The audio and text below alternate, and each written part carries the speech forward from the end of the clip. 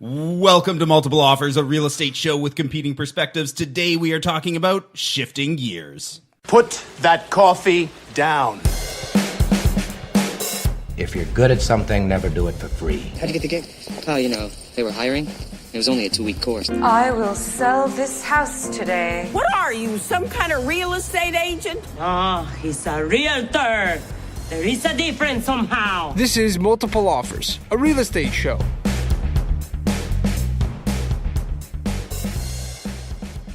All right, guys, it is episode 30. I feel like that's a milestone. Nice. It is a milestone. I just don't. It's not really significant milestone, is it? It's only like a birthday milestone. There's no cultural milestone. There's no cultural milestone. No, and it's not. It doesn't tie in with like 12 or 24. Like It's not like a year or 2 years, but or 52 weeks. Well, Dirty 30. So we invited the classiest guy we know in town.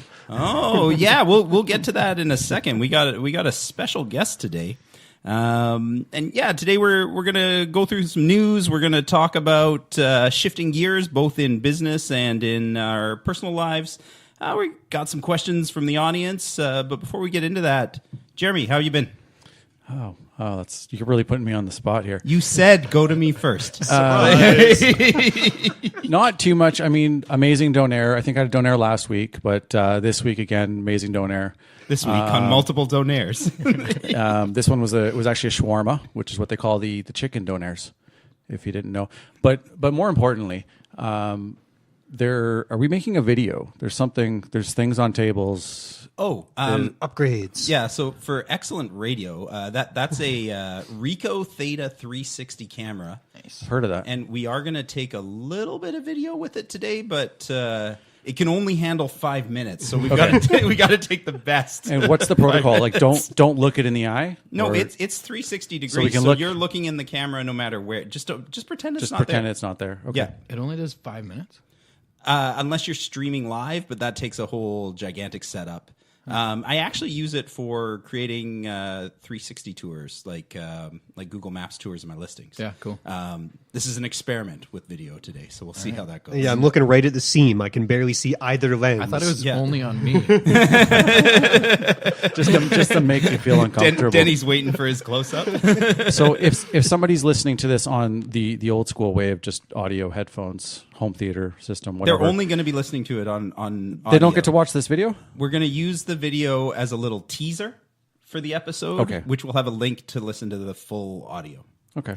Yeah, a little behind-the-scenes action. That answers the questions that I had about the episode, so thanks. pass it on to Matt. Okay, I'm not talking about lunch today. I want a little industry feedback on something. Reading a depreciation report recently, and what do you guys think about this? Because they seem to have no rules. So for our audience, we've talked about this. We've talked about depreciation reports, and it's... I just have to say, is this a trap? Because Matt and I, Denny, I'm doing a deal with these guys right now. Is this the depreciation report? It's from the listing that we're working on.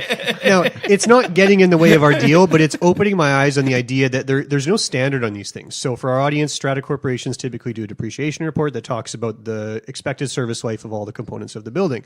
But I'm reading this one, and essentially it's just a reserve fund study. It's spreadsheets. It just says this component, this age, this is what's left. There isn't a single physical inspection in the entire report. Well, did you see when were you there in the office when they brought in the depreciation report guy? I don't remember that. Oh, okay. The office brought in a guy who works for GE and to talk about what they're looking for in a depreciation report. And the only thing I learned from that meeting is there are no rules. Like I was there for that meeting. Yeah, like I remember asking him, like Genworth. So, yeah, how do you qualify to do a depreciation report? And he was like, well, they have to say that they'll do it. Yeah. You have to have some knowledge of building practices. Yeah, and things like that, it's not like a home. It's harder to be a home inspector than to be the person who does the depreciation report. There's no licensing or qualifications for any company that wants not to do as these far as Genworth is concerned. Oh my god. Yeah, so these guys are just writing them up, and like I saw how much they paid for it. Not much. Yeah. And they got what they paid for it. But there's no physical inspection. I have no comments on this subject whatsoever. So it's just a bit of an observation. And then the other is that it omitted two critical components of the building. The report does not include the plumbing system or the parquet membrane. It's just not on there. Because you can't see it. Right. Now, you do have the plumbing system. Because they didn't do an inspection. They didn't even show up to the building. We assume you I'm have totally getting one. into negotiation mode because I'm like, Matt, they did their pipes. No, I know, and that's why I don't want to pin it on the building. It's just the process, Yeah, right? It's just really strange. As a consumer, they have no idea that these elements were omitted from the report. They don't know that this report maybe should have had a physical inspection or it shouldn't. It's the Wild West. You do it however you want. So Yeah. it's just kind of crazy. And in Geoff's defense, it's a very this anonymous building we're talking about. It's a very small strata. It is. It's It's just 20 yeah. people or so. Something. It was just a bit of it was more just eye-opening to realize there is absolutely no standard. That's all. Fun facts. Well, Geoff, why don't you tell us what's going on with you so we can introduce our guest? Okay. Well, before I get into who Denny is, I've got a total real estate nail biter going on right now. So for about a month, I've had an accepted offer subject to sale on a house in White Rock, and the seller is selling their house in Toronto. On Saturday, we got the time clause activated. Ooh. So for our listeners who may not know, when you have a subject to sale, usually there's a condition in there that says if they can accept another offer and you have X amount of hours to get your place sold or bow out. So ours is 72 hours. But I did put in the subject to sale business hours. Ooh, sneak attack. So it was a long weekend. We got it on Saturday. Technically, we have till Friday. Whoa. They accepted an offer. Now we're waiting on subjects. And subject removal is the same night that we've got to actually do our removal or bow out.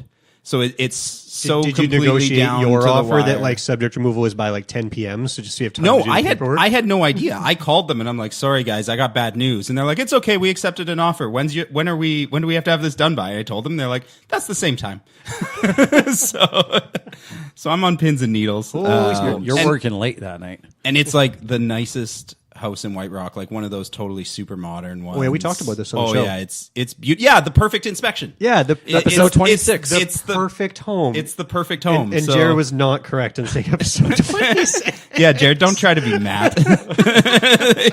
How did you get 72 business hours accepted? Because I'm a badass. We have a lot of time. It's always changed, usually. Have you ever tried to do an unconditional offer? I've tried to do an unconditional, like no time clause. Gets crossed out. Only, or no, but in the time clause, say, I've once tried accepted that. an unconditional offer. But,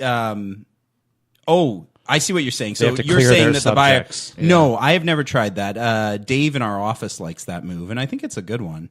Because most people don't read through it in detail. Yeah, totally. Like it sounds like your listing agent didn't. I think he was okay. Part of our strategy to getting it accepted was giving them a pretty good price. Okay. So I think they were willing to make some concessions for us, which was what we were hoping. So if anybody is wondering, the person I'm talking to is Denny Dumas. Denny is a realtor in New West. He is one half of the Garbett Dumas team. Well, actually, you guys are a bit of an army now, so I guess one half of. But you guys run the show. Denny's been in the industry for 4.5 years, and in that time, they have grown the business from a $30 million a year business in 2014 to a $120 million business in 2017. That's 162 ends. I feel like I could stop right there, and that would be good enough. But on top of being a rock star in the real estate industry, Denny is obsessed with sports. He's fiercely competitive. You were one of six. One of 6 kids. Yeah. One of 6 kids. The second youngest. Also very interested in. You had to fight for your food. Oh yeah, there you go. Also very interested in golf. The Seahawks, which my dad would appreciate, and craft beer and whiskey, which I'm sure here's a little teaser. We're gonna probably talk about that a little later in the episode. I knew I liked your dad. Yeah. Oh yeah, Dad's a huge Seahawks fan. Denny, welcome to the show. Going to the game tomorrow, actually. Nice. Thank you for having me. Yeah. So what's been going on with you? Not a whole lot. Lots of business changes in the last year. Like you said, our team's growing. We now are 6 realtors and 8? 2 assistants. Yeah. Wow. And looking to probably bring on one more for the new year. Yeah, things are going well. We have a lot of exciting opportunities coming up. Jamie and I, so my business partner James Garbitz and I are doing a big reno and a build in the next year as well. So As if things weren't busy enough. Right. Yeah, we tend to take on more stress than we can handle. Do you make any of the other guys that are working with you guys, do you make them swing hammers or go on the site? If it's a slow day, are they Adam, on the actually, site? the new guy, Adam just got his license in June this year, I believe. Yeah. And he said he would literally do anything. So he dug out a trench for us at the house to do new drain tile. No, I'm just kidding. He probably would have done it. Hey, you got a tour booked on Thursday there, Adam? No, oh, you're available? Cool, man. All right, yeah, just meet us at the house. Yeah, no, don't wear your nice shoes. Here's a shovel. Yeah. Full service. So, I mean, Denny, we know you because you're a realtor. We engage with each other in the real estate world, but today it's not going to be all real estate. We're a real estate show, but we're going to kind of transition this to tie in with your show that you've got going on, right? it. Yeah, so Denny has a show? Denny's got a show. Hey, it's catching on. What's Denny's show, Matt? If I got this right, Zero to Here. That's right. So Great name. So Denny's launched his podcast, which it didn't launch too long ago. Is that right? I want to say 2 or 3 weeks ago. Yeah, so that's recent. pretty fresh. Yeah. So why don't you tell us a little bit about your show, and then we're going to get into our show. Absolutely. The show came about for a few reasons. One, just gaining a little bit of traction in this industry. I started getting reached out to by new agents in the industry, just asking what the first year was like, how to gain traction, how to get off the ground. I really enjoyed those conversations, and through just kind of sharing my experience, I felt like I had some valuable things to offer. And so the next level for me was, how do I scale that information rather than one-on-one coffee meetings? It was it's very time consuming. Yeah. And I never say no to them because I get a lot out of them too. Yeah. And I'm happy to help. Yeah, I mean, I got to say that too with our show. Like, I was talking to my wife yesterday. We learn a lot from doing each episode. I think one of the best ways to learn something is to teach. Mm-hmm. Yeah. Yeah. And same kind of thing with the team growing is that we've got a few newer agents on our team now that aren't as experienced, haven't done as many deals. And one of them made this comment to me a month into being on the team. He said something like, you have so much information in your head. How do I get it out of you? And again, that's just kind of going back Cambo? to scaling. No, it wasn't. Hi, Sean Cambo. Cambo, who is on Denny's team, used to be in our office long time ago. Great guy. Mm-hmm. Cool, man. Good All guy. right. He comes from a background of building too, so he kind of adds a new element to our team. Nice. So before we get into the news, Matt, I did just want to mention something totally off topic. So, Denny, I listened to a few episodes of your show. Yeah. And one of the things that you mentioned in your show is your dream guests list. Absolutely. Ryan, is it Searhart? Sirhant. How do I say that? I'm Sirhant. bad with names. Okay. Do you know he's coming to Vancouver? I don't think I'm ready for him. Okay. Because it was so weird. I listened to your episode. I will email him. And I've then- emailed him before, and he's responded. Well, so Adam Lloyd and Sean Zubor, Adam Lloyd and Sean Zubor from Stonehouse. Adam Zubor. They're bringing him here. He's coming to Vancouver. So I figure you do have a shot. There's an opportunity. Yeah. Anyway, I was just excited because literally I listened to your episode and then saw Sean's post on Facebook. I was like, that's weird. What are they bringing her for? He's giving a real estate talk. Okay. But I mean, if he talks to those guys, he should probably talk to you too. I'll send him an email. Just calling everyone out today. So I think Matt's got some news for us. Yeah, let's do a little quick news segment. Okay. I've just been handed an urgent and horrifying news story. And I need all of you to stop what you're doing and listen. I got a news flash for you, Walter Cronkite. I am enlightened. Do it live! I'll write it and we'll do it live! This is Multiple Offers, a real estate show.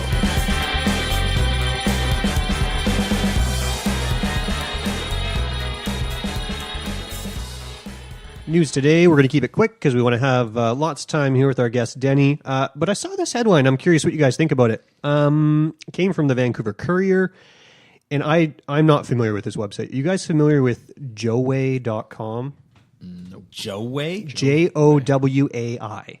I've never heard of it. So apparently it's a huge sort of international global thing, and a ton of Chinese real estate buyers use it as their search tool. For real estate? For real estate. So it's a massive search tool, and by just tracking their search habits, it gives them an indication of what's going on. And they're saying that their findings are that for July to September of 2018, the searches by Chinese in China for Vancouver real estate are higher than it was in early 2017. Weird. Interesting. So they're like so one, we know that the interest is there, and they say usually according to their sort of data, this translates into transactions. It would be for the beginning of 2019. The other interesting finding they said is that there's usually this stereotype that the Chinese are coming to spend a ton of money. They said if they average out the search price range, it's $831,000. Wow. Did it have any information? Are they searching in Vancouver, or are they looking out into the suburbs? I can't say, and it just said Vancouver. Why don't you know? CEO is quoted in the article, Geoff. You can call her. My question to you is, it's been, now it's almost 2 years since the foreign buyer tax. Does time heal all wounds? Yes. With the public? I think the public. Not the public, the Chinese. With the Chinese. Right? Oh. The massive buying had actually cooled off quite a bit before they even introduced the tax. Exactly. Yeah, I think that's something that kind of really gets glossed over a lot of the times, is like the caravans of busloads of buyers coming from overseas. Those days were done before it was, but then we also know that the Chinese buyers that did want to engage in the Canadian market took their money to Montreal and Toronto and caused some pretty big booms there after we implemented our foreign buyer tax. Even just outside of the Lower Mainland. Yeah, so they felt a little bit insulted and moved along, and I'm generalizing. It doesn't apply to every single one of them, but there was a sentiment there that it's okay, you don't want our money, and I'm getting the impression now that just enough time has gone by that's in the past now. They're just looking at their own personal situation. They see Vancouver's probably a good spot to put our money. I know they were talking about it. Did Toronto end up introducing their own foreign buyer tax? Yeah, they did. They did, right? I was going to say other countries are coming up. Other major cities around the world are coming up with their own solutions to this sort of perceived problem that they're having. But there's been, like, only local owners can buy resale. I've heard of that in Australia, I think it is. Someone can quote me if I'm wrong. Let me know if I'm wrong. But that's what I've heard as well. So, maybe from you. Not fact, Matt. Yeah. I'm not an expert in the Chinese mindset. None of us are. It is not our demographic, although I would like to learn Mandarin. Sure, add it to the Goal list. for 2019, yeah. I just don't think they care. About the tax? Yeah. I don't think they care. A lot of local people that I've talked to who work with Chinese buyers, a lot of them are just trying to get money out of China. And so they don't care if they're paying an extra 15 or 20%, especially when you look at the currency rates comparatively to the States. Yeah. They're still saving 15% by buying in Vancouver comparatively still looking across the border. As a bargain, right? Yeah. Agree with that 100%. I definitely think there was an element of just insult. Yeah. When the tax was implemented, where there's just a little bit of hesitation. I think there's a combination of a number of things. There's a lot of economic changes in China right now, and maybe just enough time has passed that they're interested. So we'll see if their projections play out in early 2019, if all of these searches turn into transactions. Because they were quite forthcoming in the article. They said, hey, look, these are just searches. So we don't know what they're kind all of just deals. window shopping. So that's the news for today. Something to keep an eye on. Let's talk about The Shift. Come on, let's get nuts. You decide your own level of involvement. Well, I guess this is a case where we'll have to agree to disagree. I don't agree to that. Neither do I. Wrong. National debt. Wrong. You're an advocate. Wrong. With that money, lost one. Very nice words, but happens to be wrong. You're listening to Multiple Offers, a real estate show.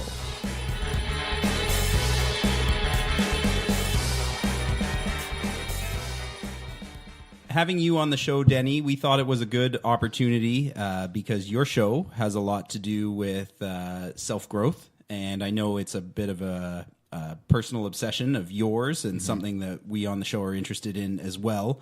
Before we get into shifts, both professional and personal, I just wanted to ask you, so coming from the business on day one into a $30 million a year business, to doing 163 ends. Like, how does that happen? like that's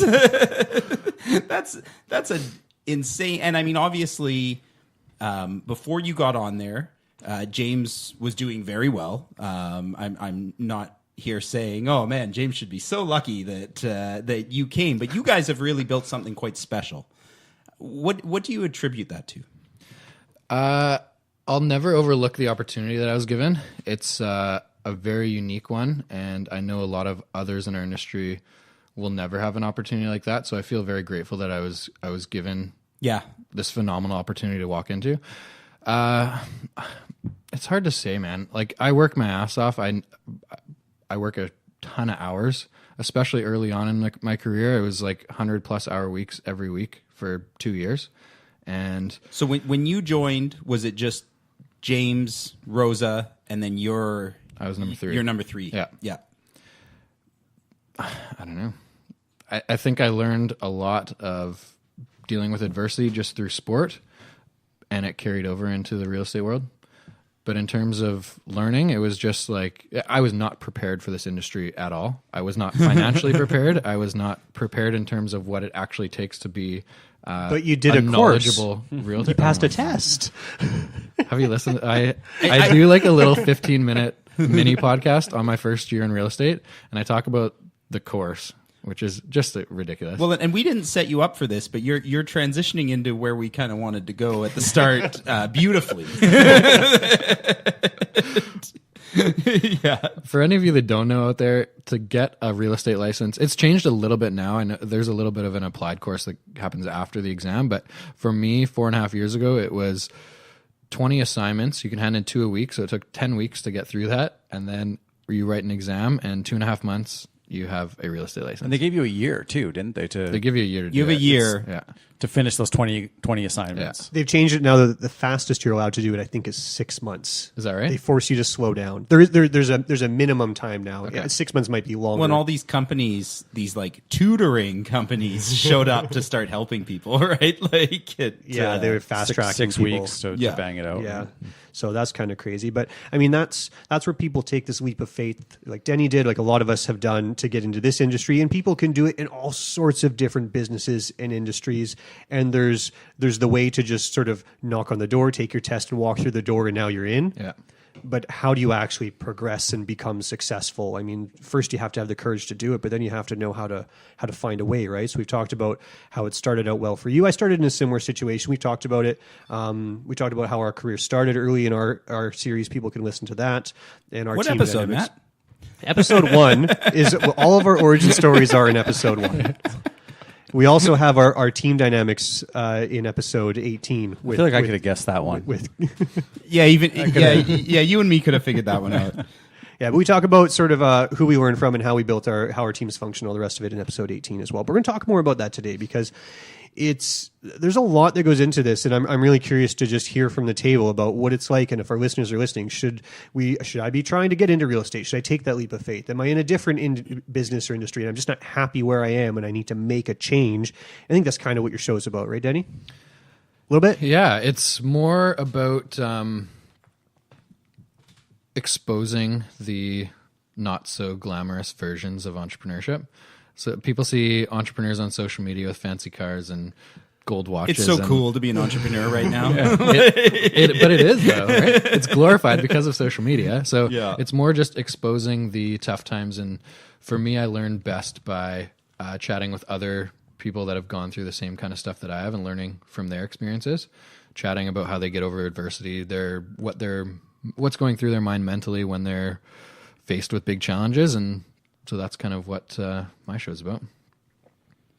Well, why don't before we start talking about sort of shifting in the right direction, you talked about the course and how ill prepared you are. Mm-hmm. Like, what are the things that prepare us to fail through entrepreneurship? And specifically for me, I'm thinking about real estate. I think about the course 100% did. Mm-hmm.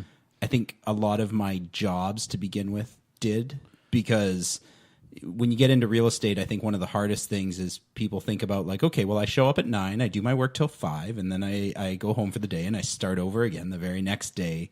And it's not the right mentality in the slightest. And all our like school, everything. What are your guys' thoughts on all that? I think the biggest obstacle is just your mind. Like you talk about the non-glamorous side is just the personal obstacle of I'm going to get my license. I got to get my first BMW. What kind of BMW am I going to get? I'm going to start like it's just I'm going to have to get a different investment account because of all the paychecks that are going to be running, rolling in, which couldn't be any further from the truth. I imagine. I mean, I've never owned another business, so I imagine it's similar with other business owners that. But maybe not the idea that it's going to be easy. Whereas I feel like there's a misconception with real estate that it's an easy job for anyone who's never done it before. Oh yeah, it's easy is totally one of the biggest misconceptions. It's so easy. Denny, what'd you do in a past life? But then you look at industry averages, and what's the industry average? 6 deals a year? I think that might be high. That sounds high. So maybe less than 6 deals. Anyway. I think Anyway. it's probably 6, but when they pull the top 10%, they pull out anybody who does 0 to 2 from the number before they even can calculate it. So I think I was looking it up recently, and there's a little over 15,000 agents in Greater Vancouver now, and half of them don't do a deal a year. Yeah. So they cut it down to 7,000 or 7,500, and I think from that the average is doing 6 deals a year, which is really not making much of a living. No. I don't even know if you're surviving on. No, and for a lot of them, it 60 actually isn't intended to be a real source of income. It's just supplementary. Yeah. My wife works, and so I've just got this real estate license, and if my friend calls, I do a deal for them. I've met people like that, right? Yeah. Like, oh, no, my friend down the street. So, I mean, that's how some people do it as a supplementary thing. But other people take it on because they want it to be a real life-changing experience for them, right? Sure. And before the show, we're talking about this stuff, about how people can come from all sorts of different backgrounds and be unhappy or unfulfilled in wherever they are in life. Maybe it's personal or professional, and they just want to make this shift, right? That's why I'm calling the episode The Shift. But it takes something internally to do that. And, I'm not quite sure exactly what it is or where they need to find that fire to do it, because there's a lot of courage, there's a lot of risk. I'm stuck in the middle right here, not knowing how to help people make this shift. Well, and just to be clear, Matt, you are not saying everybody get into real estate. No. That's not the intention of the episode. We don't want 15,000 more new realtors. No, but I want people listening to come out of this episode and at least feel inspired that if there's something that's not right in their world right now, to hear something that one of the four of us says, to say, this is a way I can, make some little improvement to put myself on more the path that I think I see myself being on for the next little while. Mm-hmm. That was kind of my story, is that I out of university, I was working for my dad. He ran sports bars and liquor stores. Right. I knew it wasn't something I wanted to do long term. Knew I always wanted to work for myself. Just wasn't really sure the avenue that I wanted to take. And when I was 23, I want to say, he had some financial trouble, lost all the businesses. So it kind of kicked me in the butt to do something different. And got a job at a bank, which was worked at RBC for 5 months, and it was probably the worst 5 months of my life. Like, were you a teller, or what were you doing at the bank? Yeah. Super exciting. Yeah. I was paying people's hydro bills. Okay. Yeah. You can do this on the internet, but I'm happy I have a job. They like coming into the bank. I don't know. So I was there for 5 months, and 3 months in, I knew I couldn't last very long. Signed up for the real estate course. Quit the job before I even took the exam. Took the exam, luckily passed, and literally was all in. Why did you choose real estate? So my connection with my partner, James, I bought a condo when I was 21 with him.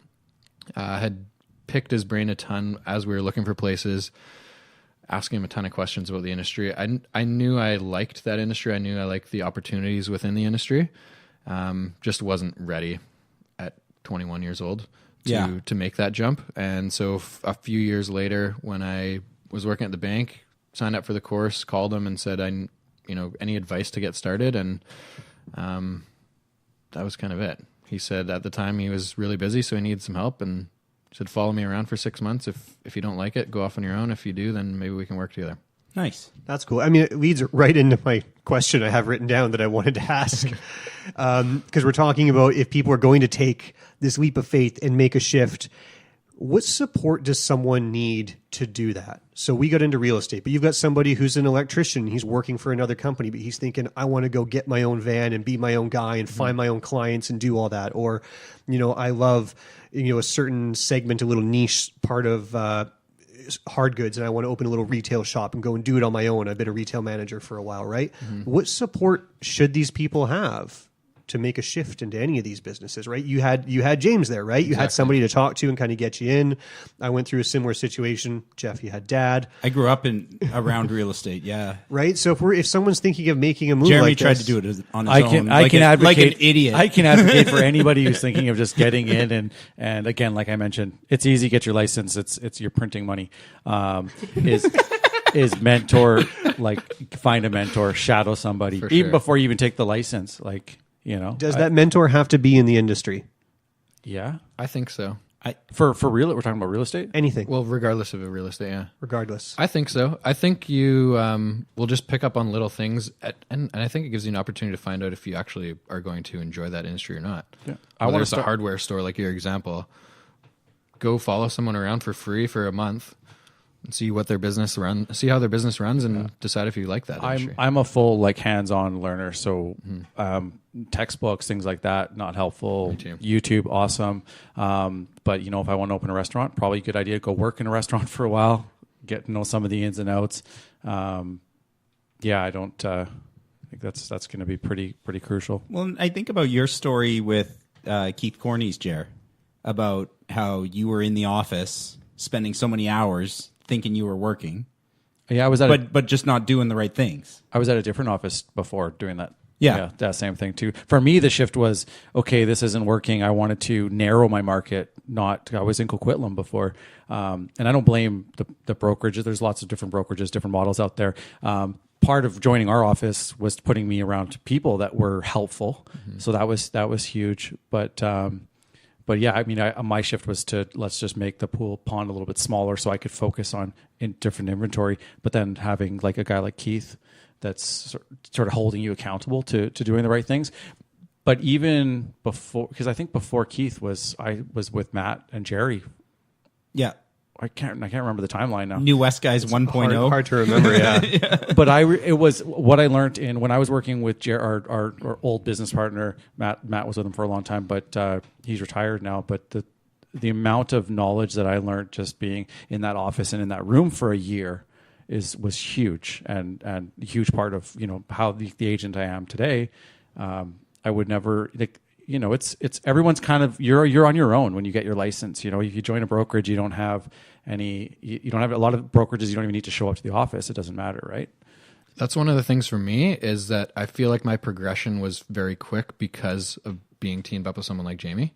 So in my first year, I did 17 deals, but I saw 65. That's right. Yeah. And so that's one of the advantages of being on a team like ours is that Lucas, for example, on our team, did 11 deals by himself in a year and a half, and he's been with us for 6 months now, has done 35 deals, but he's seen over 100. Right.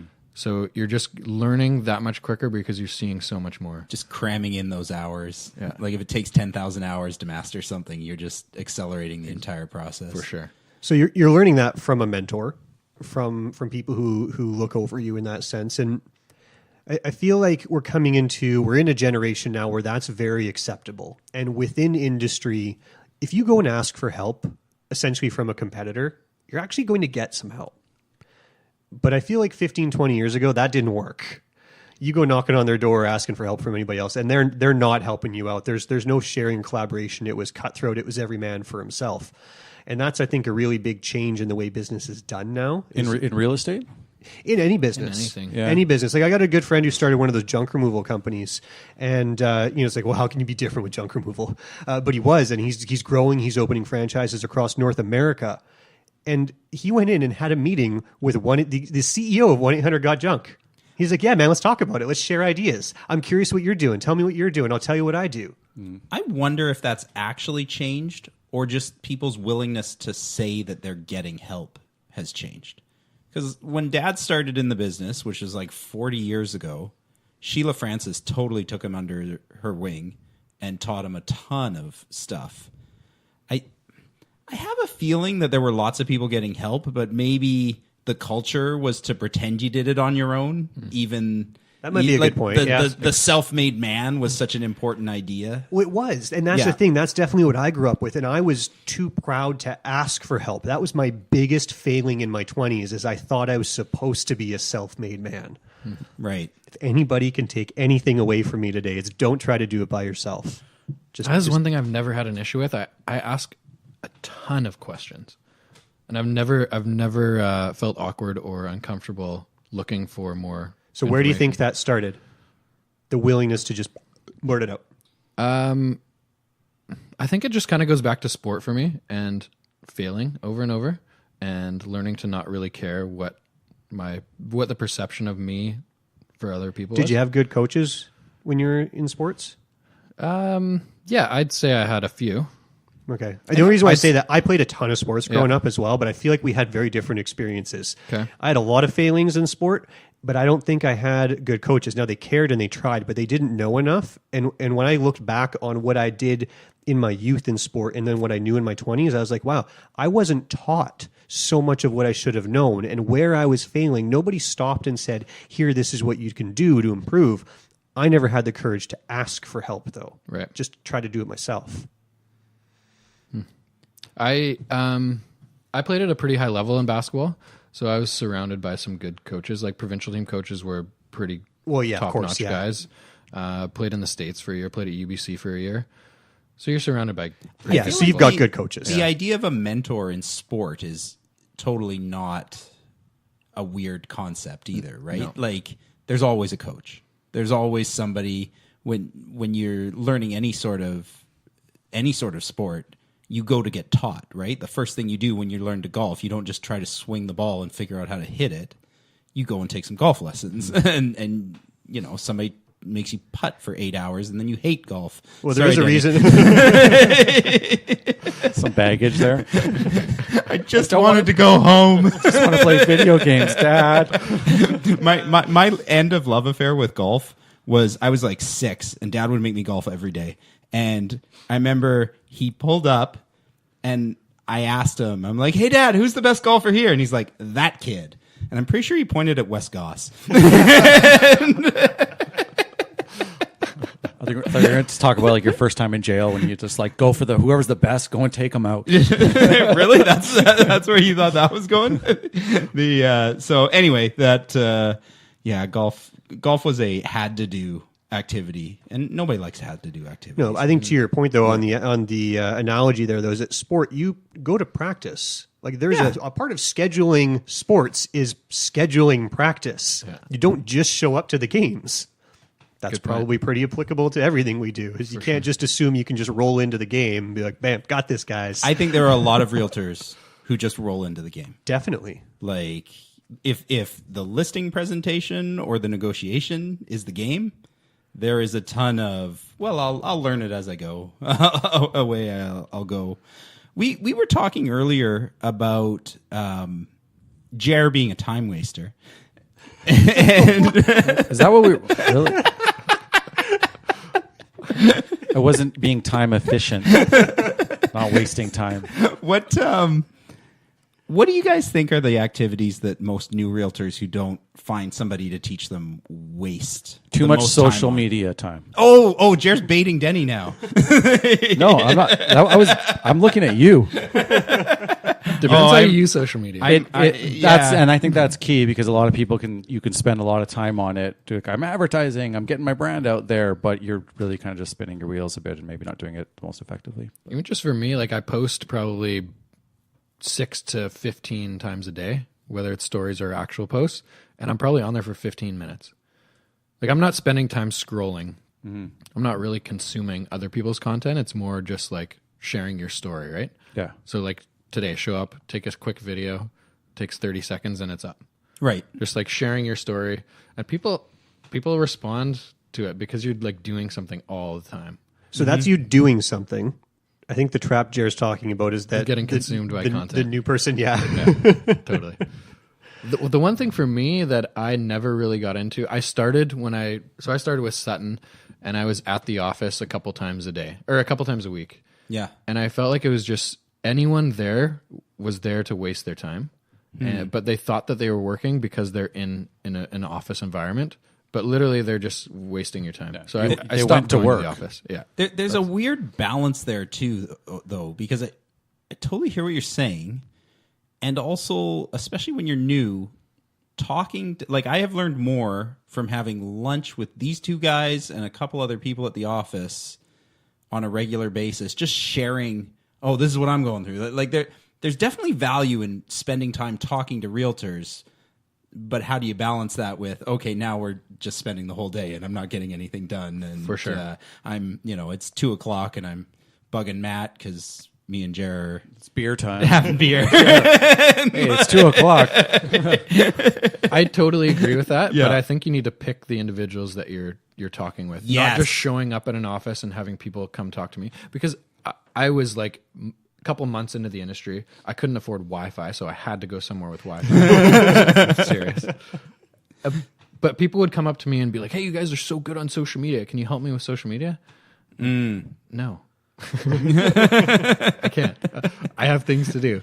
And so I just started going to Starbucks so that people wouldn't bug me. Right. Well, that makes sense. I mean, can we try to broaden this to entrepreneurs in any business, right? You start, you think you're doing the work, you're showing up at your shop every day or your desk or your home office or whatever it is. What can you do to kind of narrow down and make sure you're on point? I think people spend so much time worrying about their brand at the start. Like, I've got to get the perfect sign, and the website has to be amazing, and the photos have to be amazing, and you're spending all of this money on things. Perfection's a bit of a trap. Yeah, and I mean, just do it. All of that should be amazing. But at the start, I feel like you need to be focused on delivering a really good service and getting your name out there. And that doesn't mean having the perfect business card, right? And spending an entire day picking out which font you're going to use on your business card. Well, yeah, and I think that probably applies to everything, is you've got to go out and do the work and get the clients. And you've got to be out there and visible and working. Yeah. You know, I think we can all get a little bit trapped in building some pretty marketing pieces because we all feel like, oh, yeah, with a little design work here and there and contributing, oh, I'm doing something, I'm making, but if you spend half your week doing that, you have not talked to enough clients or potential clients. Well, whenever my business is suffering, I get back to the real basics, which for me is how many appointments can I book this week? Mm-hmm. And not appointments with the designer, but appointments with clients. Well, it even goes to the guy who took a chance and bought his own van and wants to be his own electrician. Totally. He knows how to wire a house, yeah, top to bottom, but he needs a house to wire. The hardest part of any industry is lead gen, right? Yeah. Yeah. So I think at the beginning, it's important to be putting yourself in as many uncomfortable situations in front of people as possible. So in our industry, that's doing as many open houses as you can every weekend. During the week, you're finding a prospecting tool that you're not necessarily that you like because they're not fun, but finding something that you can do on a repetitive basis. Stomach. Exactly. Yeah. And just putting yourself in front of as many people as you can. Yeah. Where do you got to dig to find the courage to do that? What's the system? What's the method? You got any advice? For me, it was necessity. For me, it was trying to afford Wi-Fi.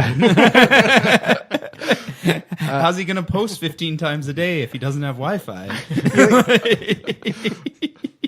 That was the beginning, but here we are now, and it's clear that you're a hungry guy. You're out there. You want more. You want to continually improve, right? So where does that motivation come from? Where you go like, okay, I got to have some tough conversations, or I got to do something that's the uncomfortable part, but I got to do it. Is it that for our listeners, do I schedule this 3 days a week? Do I schedule it 7 days a week? Do I not schedule it, but I make sure that I check that box, at certain times, or do I, have 3 cups of coffee and just start dialing the phone? Yeah.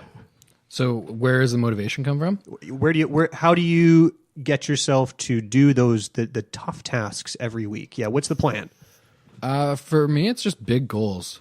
So I feel like if I'm not doing something I describe it as this constant desire for growth in personal and business life. So regardless of where I am now, I think I can continue to get better. And I feel like I'm a long way away from where I'm going to be. And so for me, it's just some big goals and feeling like I'm not where I want to be. What's an example of a personal goal? Fitness. Gotten really into it in the last couple of years. Lost 30 pounds. Feel spectacular compared to... You lost 30 pounds? Yeah. I would not have guessed you had 30 pounds to lose. Did you recently put on 30 pounds and then lose 30 pounds? Yeah. So in my first 2 years in real estate, I was like 100% real estate, everything, all day, every day. It's really easy to let health go out the window in real estate. And that's what I did. I ate poorly. I exercised once a month, maybe. Yeah. And you're eating donaires every day. Gained a lot of weight. Felt shitty in my body, and like it was at the point where I'd sit down in the car and my underwear flap would fold over, and I'm like, "What is this? What is happening here? I need new underwear." And you guys were your office is beside a brewery too, which probably didn't help. That is correct. Yes. Partially owned by your partner, so Jamie's to blame for. I can't blame Jamie for the free beer.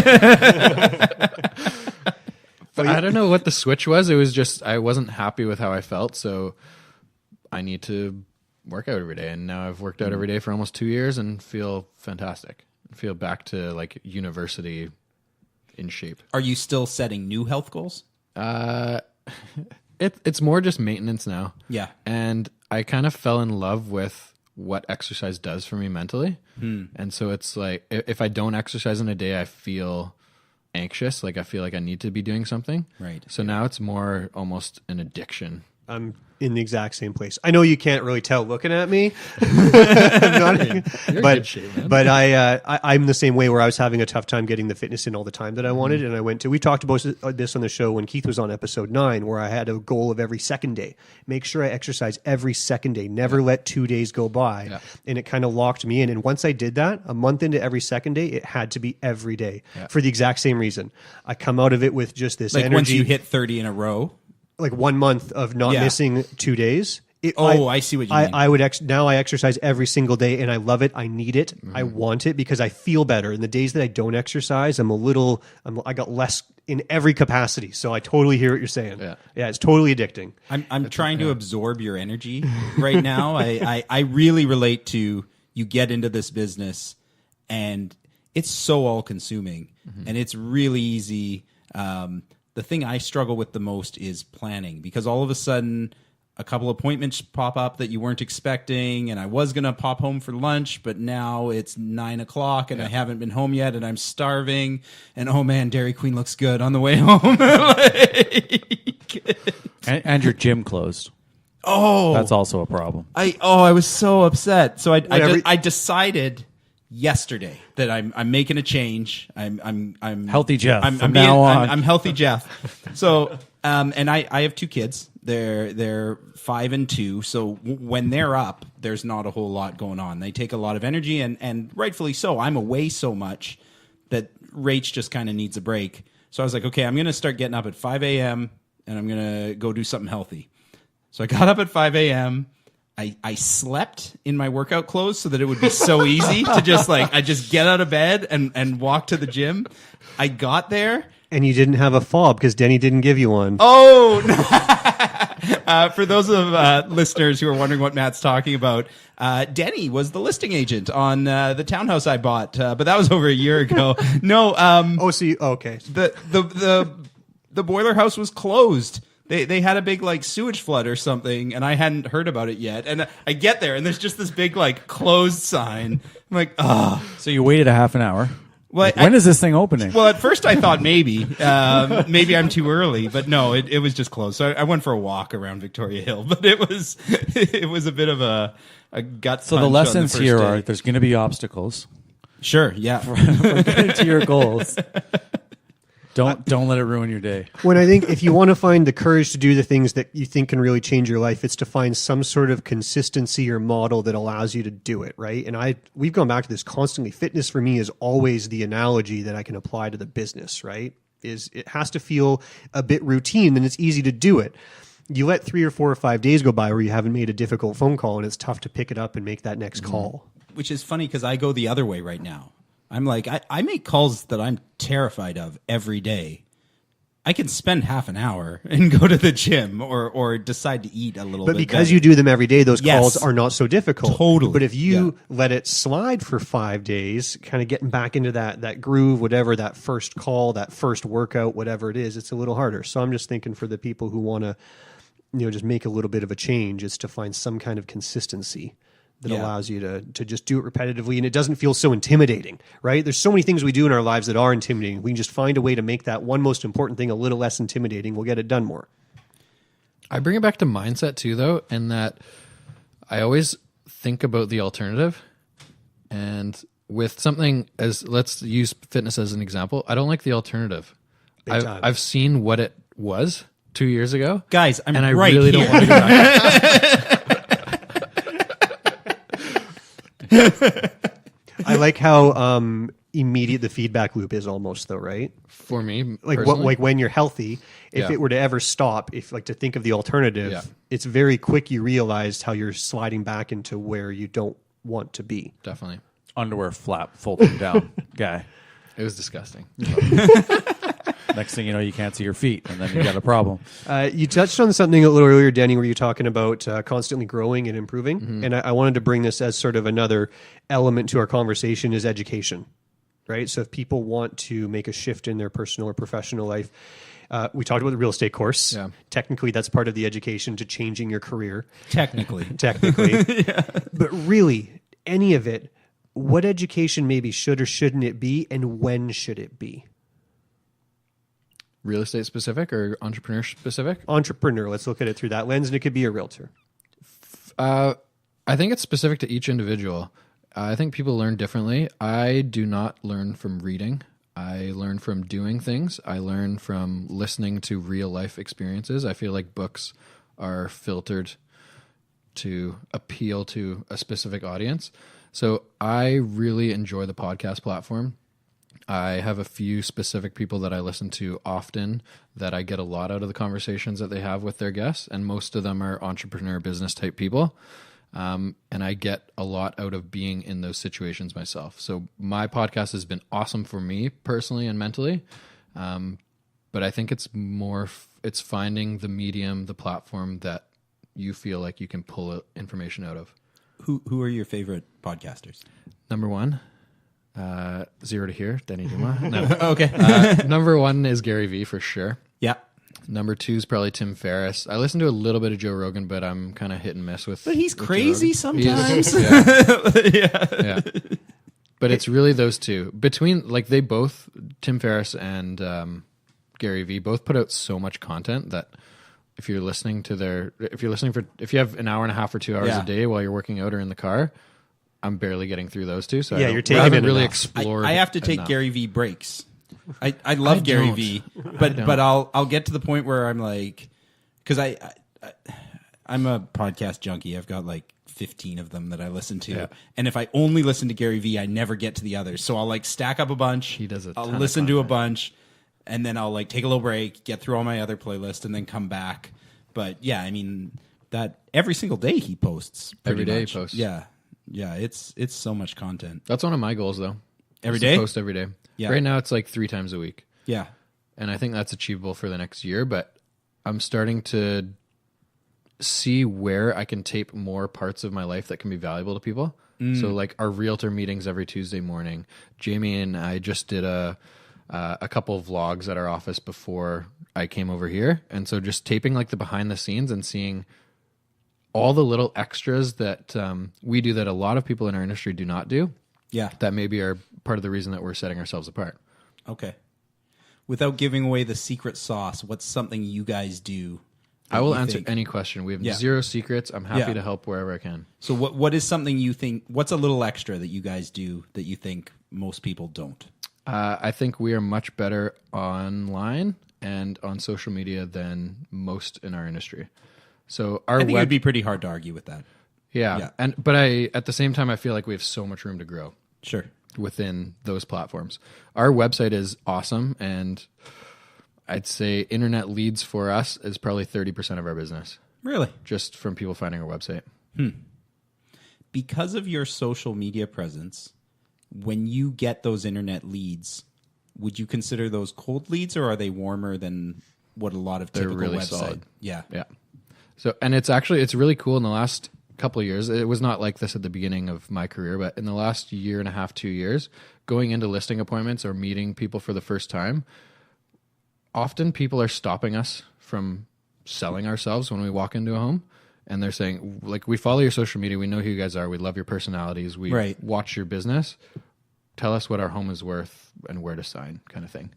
And so it's pretty cool going from like a newbie that is like over the top trying to sell everything that we do, talking about social media, blah, blah, blah. And people now are just aware of it, especially locally in our dominant market of New West. You're not having to explain why it's important. Exactly. Right.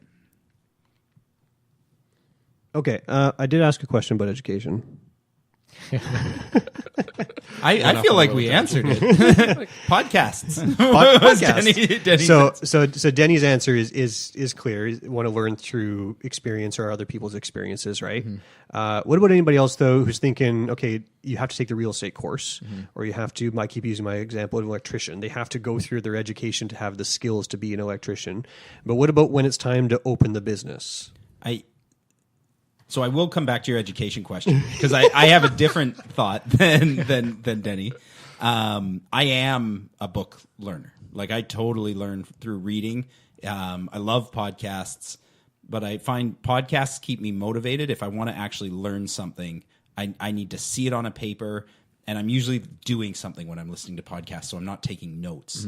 I think there's so much good work out there for people who want to get into business for themselves. I mean, the absolute classic 7 Habits of Highly Successful People is very dated, but still very amazing. Strong foundation. Oh yeah, totally. And then from there, there's so many options. The best book, it's by Josh Waitzkin, and it's I'm going to double check after, but I think it's The Art of Learning. And Josh Waitzkin was this chess prodigy. The movie Searching for Bobby Fischer was about him. And then the movie came out and he couldn't play chess anymore because when he'd go and play, everybody would just swarm him because he was this child chess prodigy. And so he decided he hated chess and he just became one of the world's best martial artists. He won at, I'd never even heard of this thing, Chinese push hands, I think is the name of the martial arts, but he just literally decided, I'm going to be the best at this thing. And his book isn't about any one thing. It's just about his system for, I want to learn something new. How am I going to become the best in the world at it? And it's amazing. And the audiobook is really good too, actually, because it was produced by Tim Ferriss. Okay. And Tim Ferriss has a whole bunch of like extra material he stuck into the into the audiobook because they're like really good buddies. But I don't know, for me, reading is the real estate course taught me nothing about selling real estate. I don't use a single thing I learned in the real estate course. What I learned about running a business, I learned from the mentors in my life, my dad and some of the other guys in the office, and through just an absolute hunger to consume knowledge. And for me, reading is the way I go about that. Well, I think we've gone through education, other things to give us a sense of how people can consider making a shift in their personal or professional life. Any last thoughts from you, Denny, where we didn't touch on anything that you had in mind that you wanted to put on the table here? In making a shift, go all in. For me, it was very eye-opening to feel this freedom of I can be myself in an industry that I love. And so finding something that excites you and going all in on it. Nice. Well, we got one more question for you, Denny, so hang on. Check out the big brain on Brad. How's that working out for you? What? Being clever? Who knows where thoughts come from? They just appear. You're listening to Multiple Offers, a real estate show.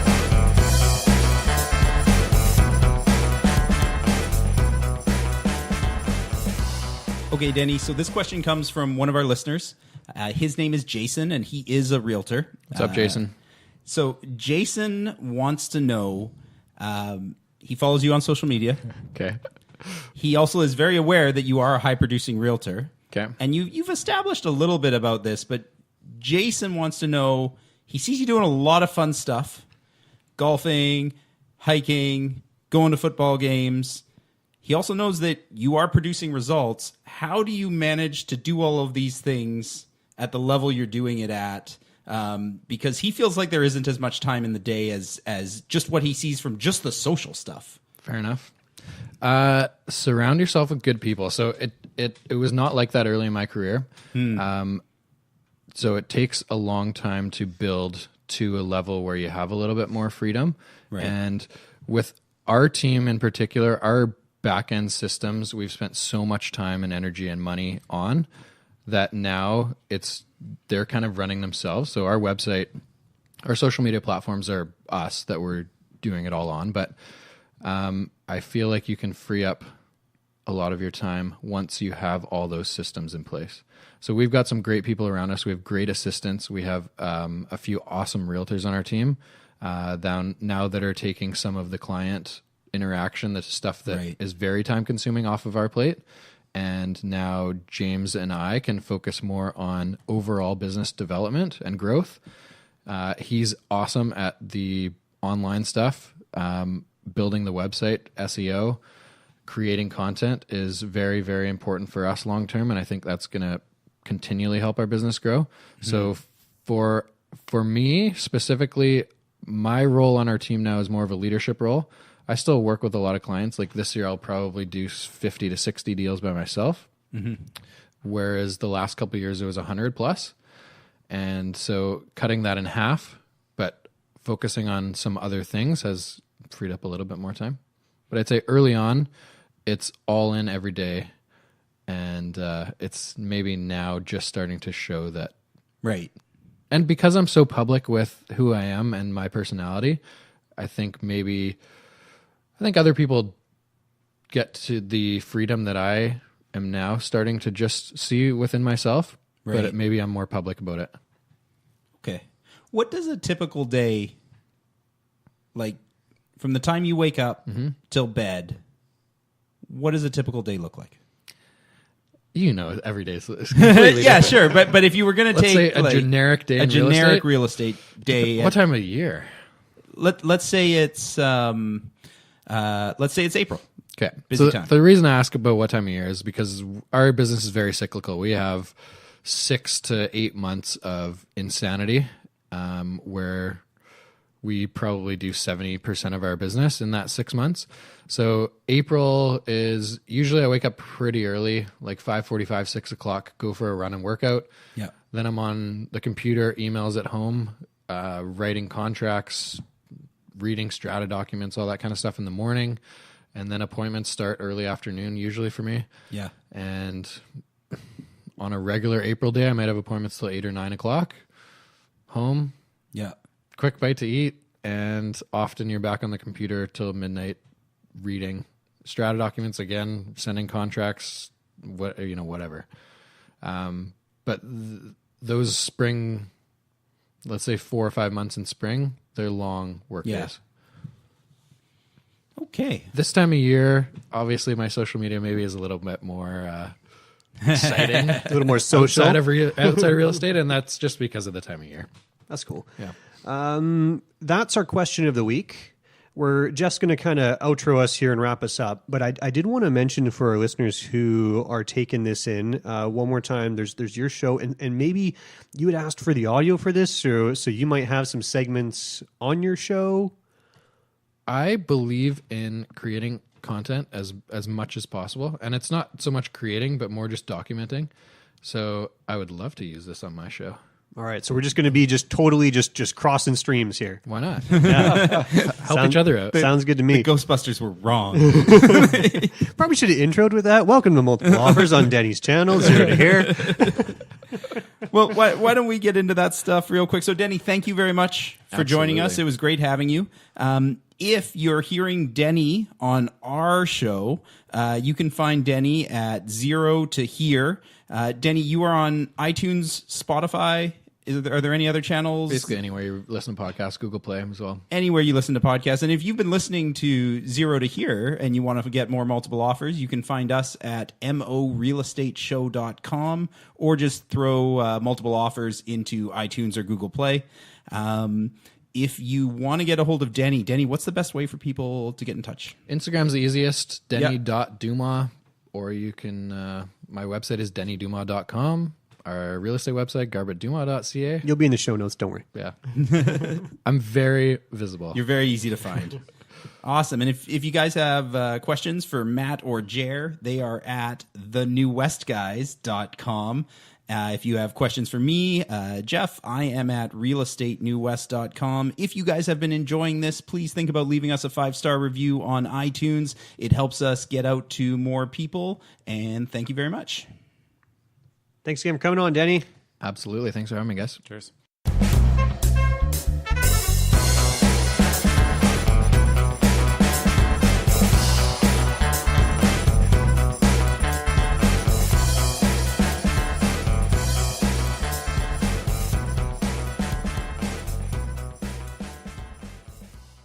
So, Denny, you're a whiskey guy. I would say that, yeah. What? How did you become a whiskey guy? It was those first 2 years in real estate. Oh, God. No, that was a lot of beer. I didn't have enough money for whiskey at that point. That's a great question. I don't know. A year and a half ago, 2 years ago, I decided that I had seen successful people on TV drink whiskey. Seriously. You're like, that And Don Draper Yeah. sure knows how to drink. Imagine, yeah, that was part of it. Suits was part of it too. I super idolized Harvey Specter. Okay, yeah. And he always had whiskey in his hand in his office. And so I just started trying a bunch and kind of fell in love with it. And I'm going back and forth. Irish whiskeys are super undervalued in my opinion, comparatively to Scotch. Scotch just has this big name like Nike. Sure. Although they're just whiskeys made in different countries. And there's some phenomenal Irish whiskeys that you can get for like $40, $50 a bottle, whereas the good Scotches usually are 100 or more. Yeah. A guy in our office turned me on to Oban. Yep. And it's amazing. But yeah, you're spending over $100 for a bottle. Jer's a big bourbon guy. And bourbon's even more underrated. Yeah. But more expensive than Irish whiskey. Is it? Yeah. Well, a good bourbon's probably like $70 or $80. Different, yeah, a little different makeup. Yeah. But whereas, I don't know, Scotch and Irish whiskey, I don't know if I'd be able to tell the difference. I doubt there's even a difference. Hey, Geoff? Are you still a whiskey guy? I like Scotch. But any of the, like, I'm a big rye fan. They're all good with a Jared can turned of me on to bourbon. Can of Diet Coke and some fine Scotch. It all works. I had a nice bottle of Scotch. I don't think I've told this story on the show, that I brought on the boat with my family. I'd been saving it for a nice occasion, and we were at Wigwam and went to sleep on the old hotel there, and I came back in the morning and the whole bottle was empty. And my brother and some of his friends invited some girls onto the boat and just downed the whole thing. I was like, well, did you enjoy it at least? He's like, yeah, it was amazing with Coke. I was so mad. Come on, that man. was boat whiskey. Yeah, it was frustrating. So you've got like is it a whiskey tasting? I see posts online of you've got like a group of guys who have a whiskey night. Is there like a regularity to that, or we how do does it that once work? a month, usually the first Wednesday of every month. Yeah. There's anywhere from like 8 to 14 guys that show up, and it really just started with me wanting to, again, going back to the way that I learn best is just like communicating with people, talking about their experiences. Other self-employed people are the best for that for me. And so just starting a group of like, I have 4 or 5 friends that are self-employed, a mortgage broker, another realtor, and just each of us bring like a buddy or two every time that are other self-employed people, and we bring a few bottles of Scotch and just kind of chat. Nice. How did Jer and I come to this whiskey club? I'll give you the invite in December. I left Matt out. Are you still on your no drinking? Yeah, it's not really my thing right now. Yeah, Matt's taking a little break. Fair enough. You should see him when he does decide to drink. It's why I don't drink anymore. For every guest I have on my podcast, I bring a bottle of whiskey. Yeah. And some of them will have like 1 or 2 drinks, and Yeah. that's it. But the guy last night, he went hard, and we finished the whole bottle in an hour and a half. It was an aggressive. Holy. It was an aggressive night. It's like when you take a client out to dinner and they order a bottle or something, and you're like, oh, that's what One we're of doing? those nights. All right. Well, this was a really enjoyable segment for me, guys. Thanks.